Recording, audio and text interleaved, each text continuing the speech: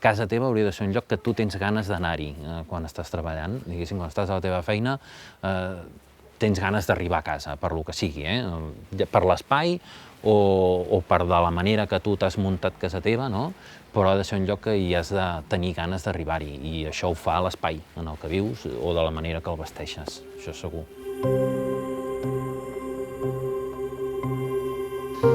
Va ser una època molt intensa. Era un moment en què hi havia moltíssims projectes en el despatx del Miralles i vaig aprendre moltíssim. La manera de treballar, la manera de fer, una mica l'actitud davant dels projectes, davant de quasi bé qualsevol situació. Moltes coses que actualment aplico les vaig treure d'aquella temporada que vaig estar treballant allà. Per mi va ser un aprenentatge tremendo. Ja no només a nivell d'arquitectura, sinó a nivell com vital, es pot dir, no? La manera de com enfoques les coses o com et bellugues pel món, no? La Casa Bosch és aquesta casa i és un projecte que en el meu despatx és molt important pel moment que ha arribat, de la manera com hem treballat i tot.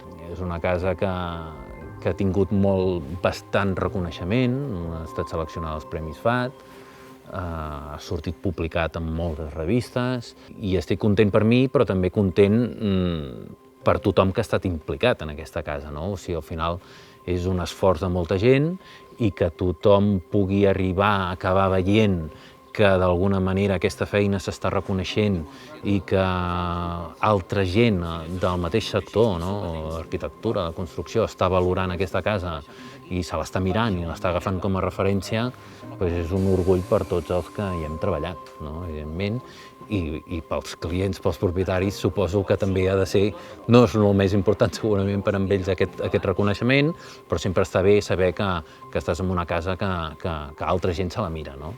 Hi havia uns quants condicionants que fan que al final es pot dir que la posició de la casa o algunes coses es pot dir que no les decideixes ni tu, vull dir que et venen donades, no?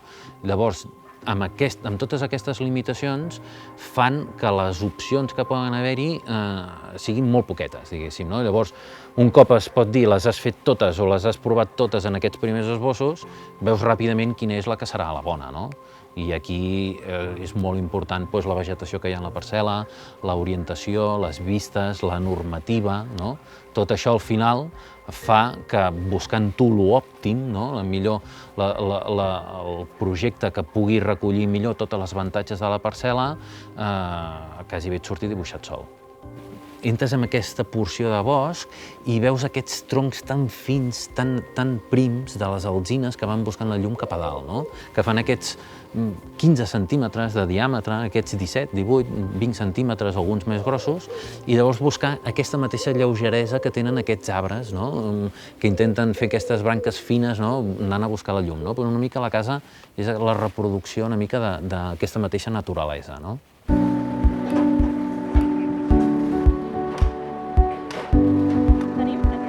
Teníem uns 5 metres que ens hem de separar d'aquí, 5 metres que ens hem de separar d'allà.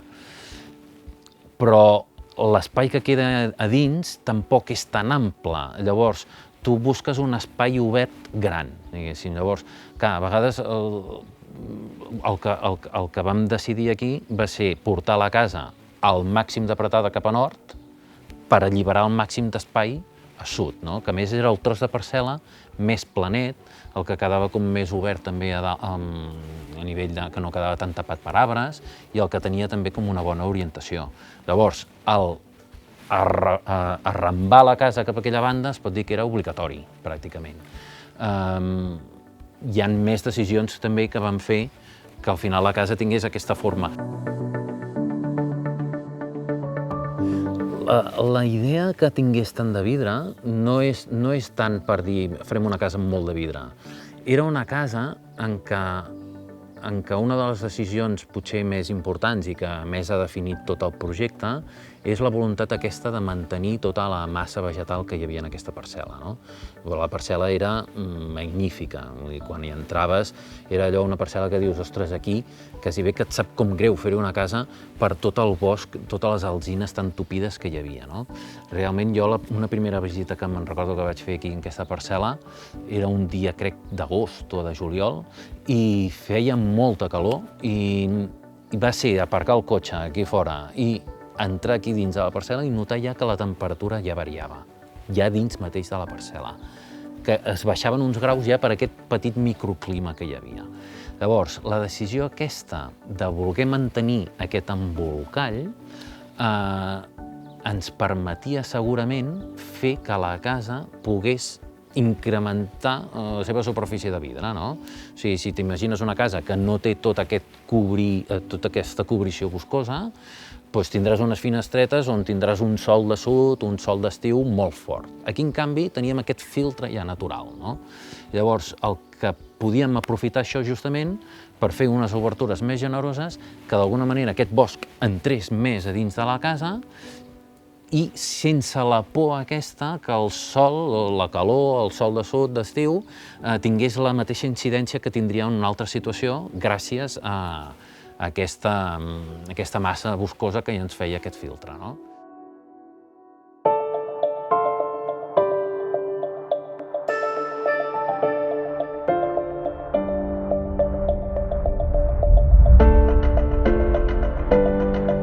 La idea d'intentar aconseguir, diguéssim, aquesta variabilitat de la casa, però alhora aquest ordre que té intern, estructural i d'organització, jo suposo que s'aconsegueix una mica amb la contundència que té l'estructura, l'ordre estructural, diguéssim, que hi ha en aquesta casa, que és potser una de les parts com més treballades, diguéssim, en el projecte, intentar aconseguir una estructura molt neta, molt clara, amb un mateix mòdul que pràcticament hi ha aquest mòdul de 2,5 metres justos, que és el que es va repetint al llarg de tota la casa.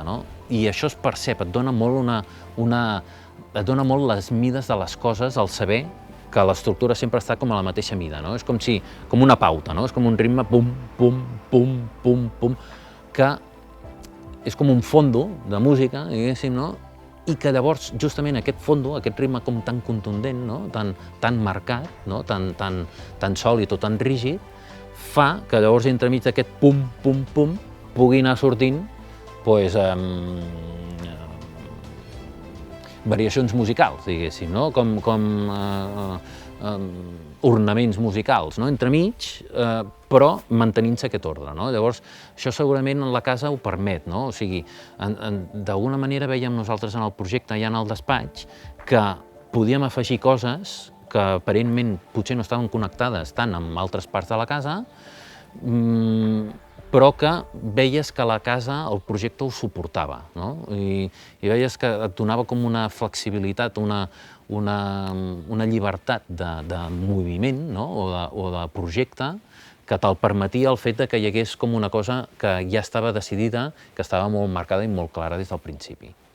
És com si, d'alguna manera, entres en una catedral gòtica i en una catedral gòtica tens aquells pilars, tens aquella contundència atemporal i a dins hi pots muntar una cerimònia religiosa, una sala d'exposicions, una discoteca, que hi ha hagut casos d'esglésies que s'han convertit en una discoteca, i allà sortiran llums, sortiran formes, sortiran materials, colors diferents, però no deixarà d'haver-hi la contundència, l'estructura aquesta que es repeteix i que et permet una mica la variació aquesta que hi ha després.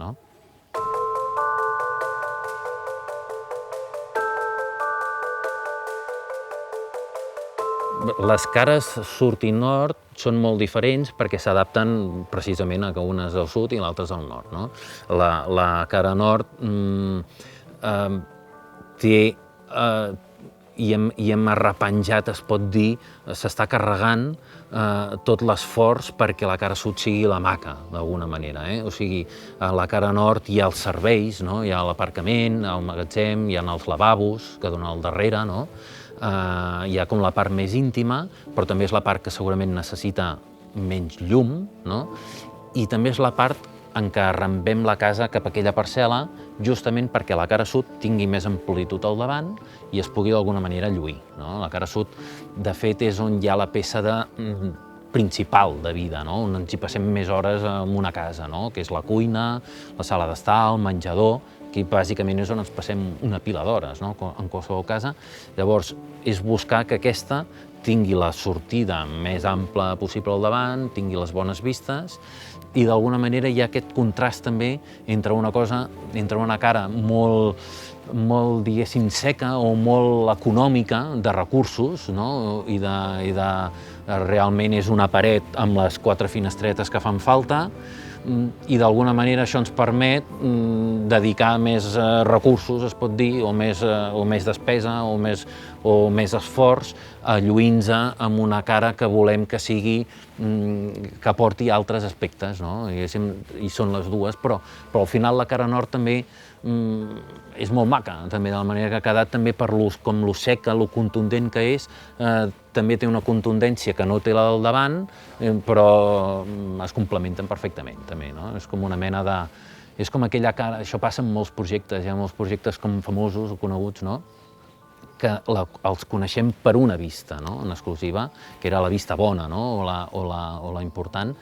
I a vegades està bé mirar aquestes fotos que a vegades ni existeixen de projectes, què passa allà al darrere o què passa allà al costat, que no sé com és aquella casa per aquella banda, no? I a vegades està molt bé també descobrir que és la cara oculta aquesta de la lluna, no? Que també té el seu interès, no? Vull dir que no era tan... no és la tan lluïda, potser, no? La tan il·luminada, però que també té coses que també tenen la seva intenció, no? Bueno, la casa es va estar fent durant 1 any i mig amb el client i es pot dir que allà va ser una feina de... Jo diria que pràcticament no passaven 2 dies que no ens trucàvem amb el client o no ens enviàvem un WhatsApp o algun mail o alguna cosa que havíem pensat un o l'altre o que havíem vist o que havia evolucionat. Aquesta feina s'ha fet durant 1 any i mig. O sigui, realment és una feina que no és l'habitual en un altre projecte, en qualsevol altre projecte d'un despatx d'arquitectura, aquesta cosa com tan obsessiva, tan contínua i durant tant temps, no? Què ha aportat tota aquesta feina?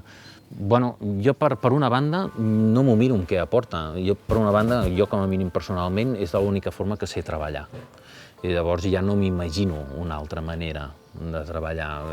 Per mi, una altra manera de treballar seria un altre tipus de professió de la manera que jo l'entenc, no? Llavors, per mi ja no és com amb un objectiu clar, és de la manera que treballo i ja està, no? Es pot dir. Però sí que, igualment, com a cosa a favor, té que al final està tan mastegada la casa, tant per la propietat com pel despatx, que jo crec que es va enriquint, no? És com el que diuen, no? De fer pa, no? O sigui, tu pots fer pa un dia per l'altre o en poques hores, però com que les coses necessiten un temps, no? Necessiten com una ebullició, i aquest temps és potser el que va tenir la casa i per això potser n'estem més contents, no? Del resultat final. En arquitectura trobes projectes que busquen la integració en el lloc d'alguna manera com molt mimètica o busquen l'implantar-se al lloc d'una manera com per contrast, no? I com per intentar no destacar, sinó dir estem fent una cosa que no pretén ser una imitació idèntica de la naturalesa, justament per no empastar-ho tot, no? Llavors, dins d'aquests dos extrems, es pot dir, entre un objecte com un ovni, diguéssim, no? Que aterra aquí al mig del bosc i és com un objecte absolutament estrany, no? Que arriba, o una mena de cau de conill amagat i totalment integrat, diguéssim, no? Dins del mateix bosc i de la mateixa natura, doncs es pot dir que tenim tota una gradació de possibilitats, no? O sigui, això és com si fos una pestanya que la portes més cap al conill, cap al cau del conill, o cap a l'ovni que aterra, no? Llavors, en quin lloc decideixes parar-te, no? Nosaltres aquí vam decidir buscar aquest punt intermig, no? Segurament que es vegi com un objecte que realment ve, que és estrany una mica a la naturalesa, però que també el mateix objecte fa el seu esforç d'integrar-se d'alguna manera, no? Una mica l'objectiu en aquesta casa ha sigut trobar aquest punt intermig, no? La feina d'un arquitecte a l'hora de dissenyar un projecte jo crec que arriba fins on el deixen a l'arquitecte. Tenim molts cops la tentació als arquitectes de dissenyar-ho absolutament tot, no? D'arribar a punts ja no només estrictament de l'arquitectura, sinó ficant-nos una mica en el mobiliari i a vegades amb més coses i amb més detalls, no? També està bé al contrari, també està bé que la casa no estigui absolutament tota dissenyada per un arquitecte i que també pugui haver-hi objectes comprats i objectes que venen de fora, de la mateixa família, que porta els seus mobles o porta els seus gustos personals i que els vol incorporar en la casa, no? Aquí sí, però, en aquest projecte, sí que era obligat dissenyar algunes peces de mobiliari perquè eren peces de mobiliari que eren molt arquitectòniques, diguéssim, en aquesta casa, no? O sigui, per exemple, aquí mateix veiem el banc aquell, no?, de rajola, que és una paret de la casa que tomba, un tros de forjat que surt i es converteix en el banc que t'assentes, no? A dins mateix de la casa també hi ha algunes peces que estan en aquest punt entremig entre mobiliari i arquitectura perquè acaba sent un moble que fa funcions espaials molt clares, no? De dividir, de recorreguts, i llavors hi havia algunes peces de mobiliari que agafaven aquest punt intermig i per això era necessari pensar-les des del projecte. Per mi la ceràmica, era importantíssim que entrés la ceràmica, igual com la presència del vidre amb alumini que hi ha a la casa. I era importantíssim perquè era una casa que era molt de fusta i a vegades justament la millor manera de potenciar fins i tot la fusta, el tacte de la fusta, el color de la fusta, és posar-li al costat un material que no sigui com la fusta, no? I llavors ja per contrast fas que la fusta la vegis potser més maca i fins i tot la ceràmica que està al costat de la fusta també és més maca quan al costat té una fusta maca com aquesta, no? I també hi ha una mica la manera de col·locar la ceràmica que potser també ha sigut una mica com més especial d'aquesta casa, no? I preferim que hi hagi aquesta mena de xoc, no? Aquesta mena de contradicció entre que hi ha un espai que fa 1,32 m i una ceràmica que fa 20 per 20, no? I aquest 20 per 20, quan arriba amb aquesta llargada de 1,32 m, què passa amb aquests 12 centímetres que ens sobren, no, diguéssim? Doncs aquests 12 centímetres que normalment acostumen a estar en un raconet i acostuma a ser la franja lletja de la rajola tallada, aquí vam voler que aquesta franja lletja d'alguna manera passés a ser la franja que posem al mig, que posem allà davant de l'escenari, davant de tothom, i li donem la seva oportunitat de lluir-se, justament perquè és especial i perquè és diferent de les seves companyes de 20 per 20 que no s'han tingut que tallar, no? Llavors aquesta peça que és com particular és la que volem justament ficar al mig per d'alguna manera explicar com està construït això i que no ens n'amaguem, diguéssim, no? O sigui, introduir aquestes contradiccions una mica en el mateix dibuix del projecte. Aquí I sumem 2. Ui, això farà 228 menys 2, 226. No, més 2. I ara ho hem ficat aquí al davant. Ara no dic del tricapa d'aquí. Ah, vale. Serà aquesta mida, 228. Jo la feia 235. Jo crec que la relació entre arquitecte i contractista, per mi, la relació ideal seria la que vam aconseguir en aquest projecte amb Fustec. Va ser una relació molt estreta, molt atenta, molt respectuosa i aquestes ganes i aquest esforç de fer-ho possible, no? Al final, els arquitectes el que fem són plànols i dibuixos, no? I al final hi ha d'haver-hi algú que faci possible aquests dibuixos, no? I el que fa possible aquests dibuixos és el contractista, i llavors és una part importantíssima en un projecte i és quan tens un contractista que té la sensibilitat i té aquestes ganes de treballar i de fer-ho bé també, que pots portar un projecte molt més enllà del que fins i tot et pensaves que podria arribar.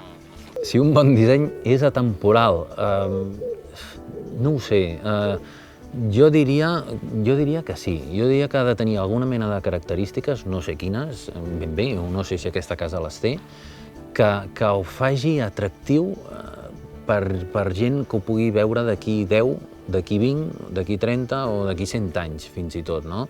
Això voldrà dir que tindrà alguna mena de característiques que la fa interessant, la casa, no? Fins i tot per 100 anys després, no? A mi m'agradaria que els projectes o aquesta casa ho tingués, no sé si ho tindrà o no, això només es pot veure amb el temps, no? Però el fet de que hi hagi obres d'arquitectura que encara ens les mirem i que tenen més de 300 i més de 400 anys i encara les mirem fins i tot quan fem un projecte ara, això és que aquell projecte està contestant alguna mena de preguntes que ens estem fent sempre i no sabem mai ben bé quina és la pregunta ni quina és la resposta, però que està rondant allò i segurament aquell projecte està rondant aquell tema i per això anem a veure'l, no? Per a veure si ens acabem d'aclarir entre tots aquesta pregunta o aquesta resposta que potser no la tindrem mai, no? Però la tenim a través dels segles, suposo, no?